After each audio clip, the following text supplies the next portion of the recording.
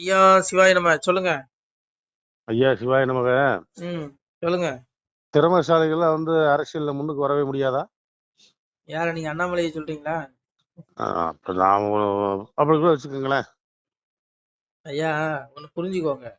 ம், அதாவது பூமியை பொறுத்தவரையில கர்ம வினையின்படி தான் எல்லாமே நடக்கும். நீ எழுதி வச்சுக்கோங்க. எதுவுமே இங்க குத்து மதிப்பா நடக்கல. ம். எல்லாமே கர்ம வினையின்படி தான் நடக்கு. இங்க யாரு எம்எல்ஏ ஆகணும், யாரு கவுன்சிலர் ஆகணும், யாரு மந்திரி ஆகணும், யாரு பிரதமர் ஆகணும், யாரு சிஎம் ஆகணும், இது எல்லாம் கர்ம அவனவன் கர்ம வினை. புரியுதா உங்களுக்கு? நம்ம நினைக்கிறோம் இங்க பூமியில எல்லாம் குத்து மதிப்பா நடக்குது. இங்க ஒண்ணும் கிடையாது. எல்லாம் கர்மாவின் படி தான் எனக்கு நான் சொல்லல. எங்க அப்பயும் சொல்றான், அனிஷ்டம் இஷ்டம் திருவிதம் கர்மனுக்கு பகுதி பிரதிதினம் சன்னியாசனம் கோஷித்தான். அதாவது கர்மத்தின் பயனை தியாகம் செய்யாத மனிதர்களுக்கு கர்மத்தின் பயனான நல்லதும் தீயதும் மேலும் இரண்டும் கலந்ததுமான பயன்கள் இறந்த பிறகு கட்டாயம் கிடைக்கும். நீ செத்து போயிட்டா உன் ஆத்மா மறுபடியும் உடல் எடுக்கும். இன்னொரு தாய் வயத்துல இந்த கருவில உன் ஆத்மா போயிடும்.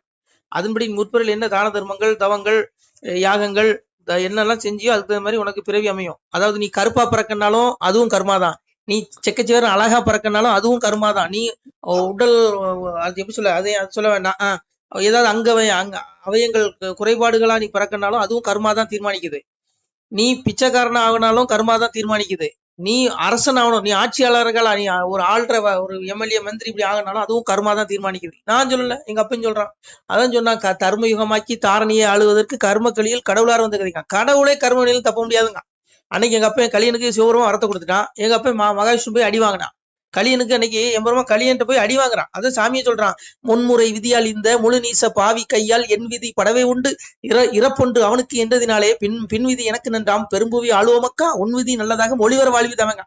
அன்னைக்கு பெருமாள் மகாவிஷ்ணு 6 பிறவில அன்னைக்கு இரணியனா வந்தான், சூரனா வந்தான், இப்படி துரியோதனா வந்தா, இப்படி எல்லா பிறவிகள்லயும் எம்பெருமா அழிச்சிட்டான். கம்சனா வந்தான், எல்லா பிறவிலும் அடி போட்டு அவனை தாக்கிட்டான் பெருமாள். அந்த கர்மவினை தொலைக்க 7வது பிறவி கலியனாக துரியோதனுடைய ஆத்மா 7வது பிறவி எடுக்கிறான் கலியனாக. அந்த பிறவில மகாவிஷ்ணு அடி வாங்கினான், பெருமாள் அடி வாங்குறான். அப்போ அவனே கர்மவினின் படிதான் வரான். அப்போ கடவுளையே கர்மவினை விடல. அப்போ இங்க எல்லாமே கர்மா தான் தீர்மானிக்குது. ஏன் ஆளணும், அது இங்க திறமை எல்லாம் அங்க ஒண்ணும் பண்ண முடியாதுங்க. கடைசி வரைக்கும் மேடையில கத்திக்கிட்டே போக முடியாது. இப்படிதான் நிறைய நடக்குது. அதனால இங்க பாருங்க, எல்லாம் கர்மா தான் தீர்மானிக்குது. நீ நோயாளியா சிலம் பெட்டோட கிடப்பான், எல்லாம் கர்மா தான். நீ நோயாளி ஆகணுமா, டாக்டரும் நீ டாக்டர் ஆகணுமா, எல்லாம் கர்மா தாங்க.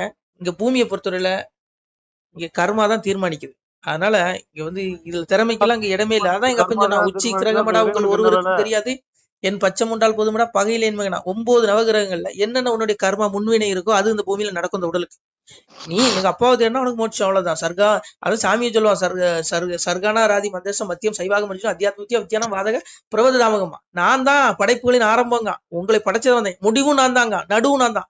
உனக்கு தொடக்கம் கருவுல உதிக்கிறதுல இருந்து உன்னை வழி நடத்துறதுல இருந்து உன்னை கொல்றது வரைக்கும் நான் தாங்க. அப்புறம் அது சாமியை சொல்றான், ஆனானேன் பெண்ணானேன் அடங்காத ஸ்வரூபமானேன். ஆணும் நான் தான், பெண்ணும் நான் தாங்க. இந்த உலகத்துல இருக்க ஆண்கள் எத்தனையோ வந்தான், உலகத்துல இருக்க பெண்கள் எத்தனையோ வந்தாங்க. ஐயா புரியுதா? இருமல் இருந்துச்சு போல. ஹலோ, சொல்லுங்க. இங்க பூமியில ஆணும் நான் தான், பெண்ணும் நான் தாங்க. அப்புறம் என்ன சொல்றான், கள்ள நானேன் வெல்ல நானேன் என் காரணத்தை அறிவார் இல்லை ஆளிலை மேல் வள்ளி கொண்ட அருமை சற்றே சொல்வார் இல்லைங்க. எல்லாம் ஏங்க, கள்ளனும் நான் தான், வெள்ளனும் திருடனும் நான் தான், நல்லவனும் நான் தாங்க, அயோக்கியனும் நான் தான், நல்லவனும் நான் தாங்க. இதுல யாரை குற்றம் சொல்லுவீங்க? ஸ்டாலினும் நான் தான், மோடியும் நான் தாங்கிறான், ஆராசவும் நான் தான், அண்ணாமலையும் நான் தாங்கிறான். இப்ப யாரை குற்றம் சொல்லுவீங்க? யாரை குற்றம் சொல்லுவீங்க? பெரிய குற்றவாளியா வந்தான் ஐயா. அவனுடைய சூட்சம் நம்ம அறிய முடியாது. அதான் சொல்றான், கள்ள நானேன் வெள்ள நானேன் என் காரணத்தை அறிவார் இல்லைங்க. எங்க அப்ப உலகத்தை பரம்பொருள் அவன் எல்லாம் வந்தாயா. இந்த உடல்ல நம்ம யாரு? உங்க உடல் எடுத்துக்கோங்க, என் உடல் எடுத்துக்கோங்க, நம்ம எதுவுமே கிடையாது. எந்த உடலே அவன் தான். உள்ள இருக்க ஜீவாத்மா அதுவும் எனது அம்சங்க. அந்த ஜீவாத்மா மட்டும் தான் நம்ம. புரியுதா உங்களுக்கு? அதனால அந்த ஜீவாத்மான மோட்சத்துக்கு கொண்டு போயிடணும். பரமாத்மா கிட்ட கொண்டு போனாதான், அப்பாவை தேடினாதான் மோட்சம். அப்பதான் நம்ம எல்லா துன்பங்களிலிருந்து விடுபட முடியுங்க. அதை விட்டுட்டு சும்மா அவன் இதை செஞ்சான், இவன் இதை கிழிச்சான், அவன் இதை பண்ண ஒண்ணுங்க பாருங்க. ஒருத்தன் குறை சொல்லி ஒரு வெங்காயம் நடக்காது. எல்லாம் கர்மா தான் தீர்மானிக்குது. எவன் ஆளணும், எவன் பணக்காரனாகணும், எவன் பிச்சைக்காரனாகணும், எவன் நோயாளி ஆகணும், எவன் ஆட்சியாளர் ஆகணும், எல்லாம் கர்மா தான் தீர்மானிக்குது. இதுல நம்ம புரிதல் எல்லாம் பேசிட்டு இருக்கோம். அப்படி நடந்தா இப்படி நடந்தோம், அப்படிலாம் கிடையாது. அப்பாவே சொல்றான், பிறப்பு முதல் இறப்பு வரைக்கும் சொல்றான், எதா சத்தியத்துவ பிரவர்த்தி துப்புரம் வியாதியாக ததோத்தமே தான் லோகநாமம் பிரதிபத்தியதேங்க. உன் இறப்புக்கு அப்புறம் நீ மோட்சம் அடையணும்னா நீ சத்துவ குணத்துல இருக்கணுங்க. சாதி குணமாக நல்ல குணத்துல நீ லைக்கணும். முக்குணங்கள் எல்லாத்துக்கும் இருக்கு. ரஜஸ்தம சால்வி சத்தியம் போதி பாரத. ரஜகுணம் தமகுணம் ராஜஸ் குணம். இதுல நீ சாதிய குணத்துல நிலை பெற்றால் உனக்கு மோட்சம். நீ இந்த பிறவிங்கிற துன்பத்துல கடந்துருவ. இறப்புக்கு அப்புறம் உனக்கு பிறவியே கிடையாது. அதான் சாமி சொன்னா, ரஜசி பிள்ளைங்க கத்துவா கர்ம ஜாயுது ததா பிள்ளைங்க தமசி மூட செய்யாதுங்க. அதாவது ரஜோகுணத்துல இறந்தவன் என்ன பண்றான், உலகில் பெற்றுள்ள மனிதனுடைய பிறக்கிறாங்க. அவன் மேலையும் போறதில்ல கீழையும் போறதில்ல, நடுவில் இந்த மனித பிறவிலே நின்னுக்கிறான். இந்த கர்மனை அனுபவிக்க அடுத்த தாய் வயிற்றுல அவனுடைய ஆத்மா போகுது. ஆனா தமோ குணமாகிய துஷ்ட குணத்துல இறக்குற மனிதன் என்னங்க போறான், அந்த யாரு இந்த ஊழல்வாதி, இந்த நம்ம இந்த திமுக மந்திரிகள் மாதிரி எடுத்துக்கோங்க. இந்த மாதிரி திமுக மந்திரிகள் மட்டும் இல்ல, அங்க வடநாட்டிலேயே நிறைய பேர் இருக்கான் இந்த ஊழல் பண்ற பையன். இவன் எல்லாமே இறப்புக்கு அப்புறம் என்ன பண்றான், புழு பூச்சி விலங்கு முதலியே அறிவில்லாத பிறவில பிறக்கிறாங்க. அது மட்டும் கிடையாதான், கோரமான நரகங்களை அடைகிறாங்க. பகவான் சொல்றான், கோரமான 84 லட்சம் பிறவியும் பூமியில கொடுத்து கொள்றான். அப்புறம் கோரமான நரகம் அடைகிறாங்க. கோரமான நரகம், புரியுதா உங்களுக்கு? அப்ப இதை விட உங்களுக்கு என்ன பாருங்க, ஒரு பயிலும் தப்ப முடியாதுங்க. கர்மவினை விடாது யாருமே. கர்மவினை கடவுளே விட்டதில்ல. அப்புறம் உங்களை என்ன விடுமா சொல்லுங்க? இப்ப இருக்கிற இடமே கோரமான நரகம் தானே. இப்ப பூமியே நரகமாயிருச்சு. பூமியை முள்ளு மேல நடக்கிற மாதிரி தான் மனிதனுடைய வாழ்க்கையை ஒருத்தன் இருக்கு. அதனால இங்க பாருங்க, சாமி பகவானே தெளிவா சொல்றான், உக்ரா மந்தம் சிதமாவி குஞ்சானம் குடான் மீதம் விடா நாடு பசிந்தி பசிந்தி ஞான சுசகங்கிறான். அதாவது அறிவிலிகள் இந்த என்ன சொல்றான், இந்த ஜீவன் உடலை விட்டு கிளம்பும் பொழுதோ, உடலில் இருக்கும் பொழுதோ, போகங்களை அனுபவிக்கும் பொழுதோ, முக்குணங்களுடன் கூடி இருக்கும் பொழுதோ அறிவிலிகள் முட்டாள்கள் அறிவில்லைங்கிறான். ஞானக்கண் பெற்றவர்களும் வேகங்களும் ஞானிகளே அறிகிறாங்க. அப்போ இந்த உடம்புல ஜீவன் ஆத்மான்னு ஒண்ணு இருக்கிறதுங்கிறதே இந்த முட்டாள்களுக்கு தெரியுதான். இந்த ஜீவன் தெரியாதுங்கிறான் முட்டாள்களுக்கு. இந்த உடல்ல ஒரு உயிர் இருக்கு, அதுதான நெத்தியம், அதுதான நிரந்தரம், அதை மோட்சத்துக்கு கொண்டு போகணுங்கிற எண்ணம் எவனுக்கு இருக்காதான். வெறும் உடம்பு மட்டும் தான் நினைச்சுக்கிறான். இவனுங்களுக்கு எப்படியா ஞானத்தை போதிக்க முடியும்? அத போங்க, நம்மளே உணரணும். இந்த ஜீவாத்மா தான் எல்லாம் அனுபவிக்கிறோம். அந்த உடல் ஒரு இயந்திரம் தான். சாமியே சொல்றான், இந்த ஜீவாத்மா காதையும் கண்ணையும் சருமத்தையும் நாக்கையும் மூக்கையும் மனத்தையும் சார்ந்து கொண்டு அவற்றின் உதவியுடன் புலனுகர் பொருட்களை அனுபவிக்கிறாங்க. நீ புலனுகர் பொருள் அனுபவிக்கிறது உடம்பு கிடையாது. நீ திங்கிற சுய உணவு உணர்றது இந்த உயிர் தான், அந்த ஆத்மா தான், இந்த உடல் கிடையாது. எவங்க உணர்றான்? யாருக்கு என்ன புத்தி சொல்ல? அதனால கேளுங்க, நீங்க அடைய வேண்டியது எங்க அப்பா அடையணும். எங்க அப்பா அடையலாம் உங்களுக்கு பல லட்சம் பேர் எடுத்து கொள்ளுவான். அதான் சொன்னா, எதா தித்திகதம் தேஜோ ஜெகத்வாசி தேசம் எச்சந்திரவாசி எச்சக்னோ தத்தேஜோதி மாவுங்கிறான். அதாவது சூரியனுள்ள உள்ள எந்த ஒளி உலகனைத்தையும் பிரகாசிக்க செய்யறதோ, மேலும் சந்திரனிடத்திலும் நெருப்பினிடத்திலும் எந்த ஒளி உள்ளதோ அது என்னுடைய ஒளியே என்று தெரிந்து கொள்ளுங்க. சூரியனுக்கு ஒளி எங்க இருந்தது? எங்க அப்பாட்ட இருந்து வருது. சந்திரனுக்கு ஒளி எங்க இருந்து வருது? எங்க அப்பாட்ட இருந்து வருது.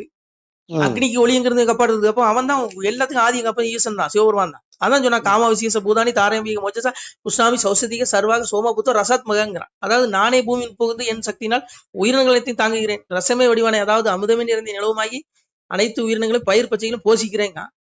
பயிர் பச்சை சும்மா வளருமா? பிரகிருதி அவன் தான் படைக்கிறான், அப்பா தான் படைக்கிறாங்க. அப்புறம் என்ன சொல்றான், அகம் வைசோனர பூத்துவா பிராணம் தேகம் வச்சுட்டாங்க பிராணா பானசமுக்தாக பசாமின்னு சதுர்விதங்க. நான் அப்பாவை நான் தான் என்ன சொல்றான், எல்லா ஜீவர்களுடைய வயிற்றிலும் பிராண அபான வைகளுடன் கூடிய வைசோனர் என்ற அக்னியாகி எல்லா ஜீவராசிகள் உட்கொள்ளும் உணவை ஜீரணிக்கிறேன். ஒன்னும் உணவு உந்தப்படுவதும் உறிஞ்சப்படுவதும் அனைத்தும் நானே செய்கிறேங்க.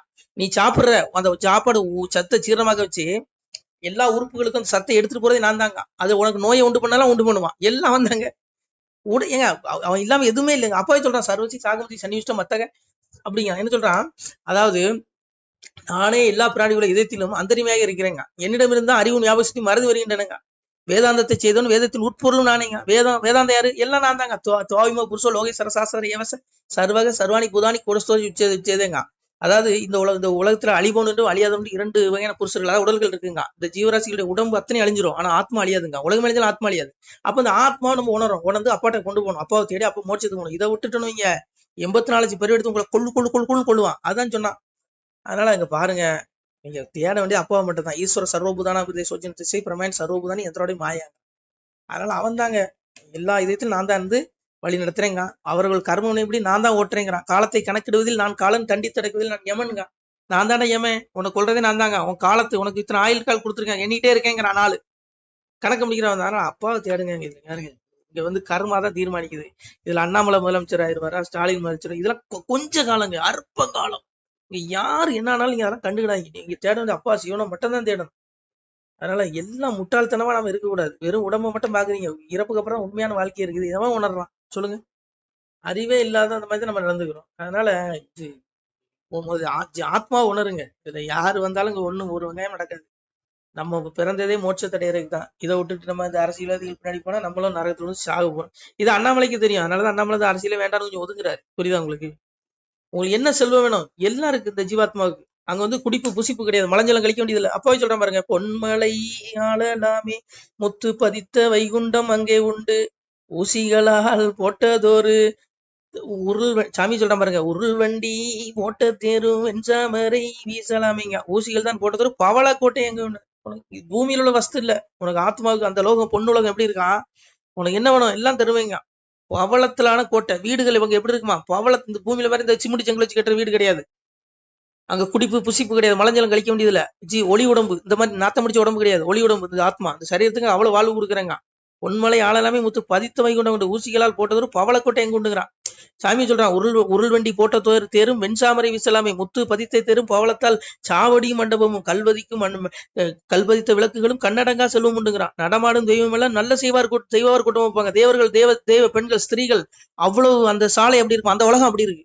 நம்ம அங்க போனோம். இது இந்த மலஜலம் கழிக்கிற உலகத்துல கர்மாவுக்கு வேண்டிய நம்ம வரோங்க. இந்த மண்ணெளி போடுங்க இதை போட்டுக்கிட்டா சாமியை சொல்றான். என்ன சொல்றான்? தங்க குதிரை உண்டு தரும ராசர் அரசாட்சி கொடிகள் கட்டி பால் கொடுத்து தாராட்டி பஞ்சனை மேல் கிடத்திடுவேங்க. பஞ்சனை மெத்தையிலே படுத்துறங்கும் நாளாச்சு. எப்ப உனக்கு என்ன பொய்சன் அப்பா தரேங்க, நீங்க அதெல்லாம் தேட மாட்டேங்கிறீங்க. வெறும் முக்குணங்களின் மயமானது வெளியில கிடைக்கிற அந்த புலனூர் பொருட்கள் மேலேயே உங்க மனசை செலுத்தி தனக்குள்ள மூழ்காம தன்னுடைய ஆத்மா என்னங்கிறதே அறியாம எல்லாம் நாசமா போறீங்க. தெரிந்துக்கணும். இங்க ஐயா, நம்ம வந்ததே முக்தி அடையிறதுக்கு தான். இங்க அவன் ஜெயிச்சான் இவன் ஜெயிச்சான், இது கர்மா. கொஞ்ச காலையா இங்க எவனும் பூமியில் நிலைக்க முடியாது. புரிஞ்சுக்கோங்க. நமசிவாய. அப்புறம் கூப்பிடுறாங்க, பேசின அப்படியே பேசலாம். எவனுக்கு யாரு கேட்க போறான்? நமசிவாய. சிவாய் நம. திருச்சிட்டம்பலம், தில்லையம்பலம், பொன்னம்பலம். சிவாய் நம. உறவுகளே, சிவ அன்பர்களே, தற்போது தாங்கள் இந்த வீடியோவில் பார்க்கக்கூடிய இடத்துல ஒரு சிவாலய திருப்பணி ஒன்று நடந்து கொண்டிருக்கிறது. இந்த இடத்துல பார்த்தீங்கன்னா முன்பு ஒரு காலத்தில் ஒரு சிவாலயம் இருந்திருக்குது. அதாவது இந்த ஏரியா இப்போ ஒரு தென்னை மரங்கள், பனை மரங்கள் சூழ்ந்த காடாக இருக்கிறது. முன்பொரு காலத்தில் இங்கே ஒரு ஊர் இருந்ததாக சொல்கிறாங்க. ஆனால் இப்போது சுற்று வட்டாரத்தில் 5 கிலோமீட்டர் சுற்றுலா ஊரே கிடையாது, காடு. இப்போ இந்த இடத்துல ஒரு சிவாலயம் அமையிருக்கிறது. இந்த சிவாலயத்தில் இருந்த அந்த சாமியுடைய திருமணியை எடுத்து வச்சிட்டோம். திருப்பணி முடிஞ்சதுக்கப்புறம் பிரதிஷ்டை பண்ண இருக்கிற உறவுகளே, தற்போது இந்த வீடியோ பார்க்கக்கூடிய உறவுகள் தங்களால் முடிந்தால் ஒரு சின்ன உதவி செஞ்சு கொடுங்க. எங்கள் இடத்துல பொருளாதாரம் இல்லை, அதனால் பார்த்திங்கன்னா அந்த வேலையெல்லாம் அப்படியே நின்று போச்சு. பாருங்கள், இந்த அப்படியே பாதியிலே நிற்கிது இந்த சிவாலய திருப்பணி. பக்த கோடிகள், அன்பு உள்ளங்கள், தயவுசெய்து நீங்கள் உதவி செய்ய விருப்பமுள்ள உறவுகள் உதவுங்க. உங்களுக்கு கோடி புண்ணியம் கிடைக்கும். இந்த சாமியோடைய அருள் அனுகிரகம் உங்களுக்கு கண்டிப்பாக கிடைக்கும். இது ஒரு புகழ்பெற்ற சிவாலயம் கூட சொல்லலாம். சாமியோட திருமணியை எடுத்து வச்சிட்டோம். இந்த இடத்துல பார்த்திங்கன்னா ஒரு வாசி தண்டம் இருக்குது. அந்த காலத்தில் ஒரு முனிவர் யாரோ தவம் செஞ்சுருக்காங்க. அவங்களுடைய வாசி தண்டம் அவர் திருக்கரங்களால் எழுதின ஓலைச்சுவடி கூட இன்றும் இருக்குது, இன்னும் பாதுகாக்கப்பட்டு வருது. அது கோயில் திருப்பணி முடிஞ்சதுமே அதையும் நாங்கள் அந்த வழிபாட்டுக்கு வச்சுடுவோம். இந்த சிவாலய திருப்பணி சாமி திருநாமம் முக்தீஸ்வரர் அப்படிங்கிற திருநாமத்தில் வழங்குறாரு. நெல்லை மாவட்டம் நாங்குநேரி தாலுகாவில் இந்த சிவாலயம் அமைய இருக்கிறது. உறவுகளே, இந்த வீடியோ பார்க்கக்கூடியவங்க ஒரு 2 பேருக்காவது கொஞ்சம் ஷேர் பண்ணுங்கள். இந்த வீடியோ பார்க்கக்கூடிய யாராவது ஒரு சின்ன உதவி செஞ்சால் இந்த ஆலய திருப்பணி கண்டிப்பாக நாங்கள் வெற்றிகரமாக முடிச்சுடுவோம். பாருங்கள், அந்த வேலை எல்லாமே அப்படியே நிற்கிது. கல்லெல்லாம் இறக்கி போட்டிருக்கோம். இன்னும் நிறைய கற்கள் தேவைப்படுது. சுவாமியோடைய அந்த திருக்கோபுரம் பார்த்திங்கன்னா லிங்க வடிவிலே அமைக்க இருக்கிறோம். உதவுங்கள் உறவுகளே. உங்களுக்கு அப்பா சிவபெருமானுடைய அருள் நிச்சயம் கிடைக்கும். எம்பெருமான் சொல்வான், வாழுவீர் தாழ்வில்லாமல் மக்களும் கிளைகள் கொஞ்சி நாளுமே மகிழ்ச்சியை கூர்ந்து நலமுடன் வாழும்போது நீளுமே எனது செங்கோல் நீதியும் நெறிபோல் ஆளுமே உங்கள் தன்னை அன்புடன் அலையாவண்ணம். உங்களை எம்பெருமானுடைய அப்பாவுடைய திருவாசகத்தாலேயே வாழ்த்துறோம் உறவுகளே. ஆணுடன் பெண்ணும் பெற்று அதிகமாய் செல்வமாகி தானுடன் நினைவுமுற்று தர்மமும் நெறியும் கற்று வேணும் நீள் காலமெல்லாம் வெள்ளியர் உடனே வாழ்ந்து போனுதல் கமலநாதன் பொற்பதம் பெற்று வாழ்வீர். அந்த ஈசனுடைய பொற்பதம் நிச்சயம் கிடைக்கும். உங்களுக்கு இகத்திலும் சுகம், பரத்திலும் சுகம். உங்களுடைய கர்ம வினைகள் மன்னிக்கப்பட்டு உங்களுக்கு நிச்சயம் மோட்ச வீடு கிடைக்கும். இகத்தில் பூரண ஆயுளுடன் நோய் நொடி இல்லாமல் வாழ்ந்து நீங்கள் பரவாழ்வும் பெறுவீர்கள் உறவுகளே. மக்களே, நீங்கள் எல்லாம் வாழ்பொன்னம் பதியிற் சென்று முக்கியமான யுகநில மதிலே தன்னால் கக்கிய பொன்கள் ஸ்வர்ணம் கைமணம் குளிர அன்னம் பொக்கிஷம் நிறைய வைத்து புகழ உண்டு இனிதாய் வாழ்வீர். இந்த இகவாழ்வும் பரவாழ்வும் உங்களுக்கு சுகப்பட அப்பன் ஈசனர்களால் வாழ்த்துகிறோம்.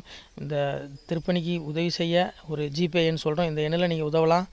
நீங்கள் இந்த எண்ணிலேயே நீங்கள் தொடர்பு கொள்ளலாம். ஜிபே, ஃபோன்பே, வாட்ஸ்அப் எல்லாம் இந்த நம்பர் தான். 93 85 44 31 06 93 85 44 31 06. இந்த எண்ணில் நீங்கள் உதவலாம், தொடர்பும் கொள்ளலாம்.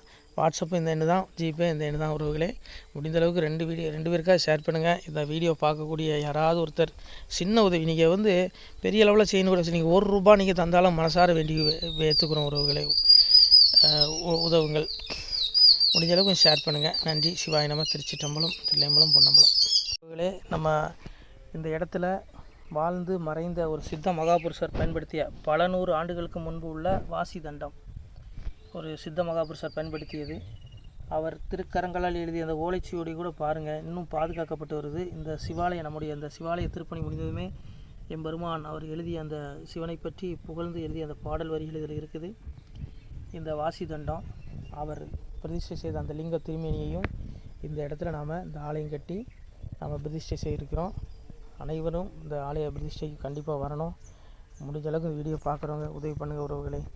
பொருளாதாரம் இல்லாமல் திருப்பணி நின்று போச்சு. முடிஞ்ச அளவுக்கு ஷேர் பண்ணுங்கள், உதவுங்க. நன்றி. நம சிவாய. திருச்சிட்டம்பலம், தில்லையம்பலம், பொன்னம்பலம். இந்த புண்ணியபலம் தங்களுக்கு உடான கூடிய வரும் உறவுகளை. நம சிவாய.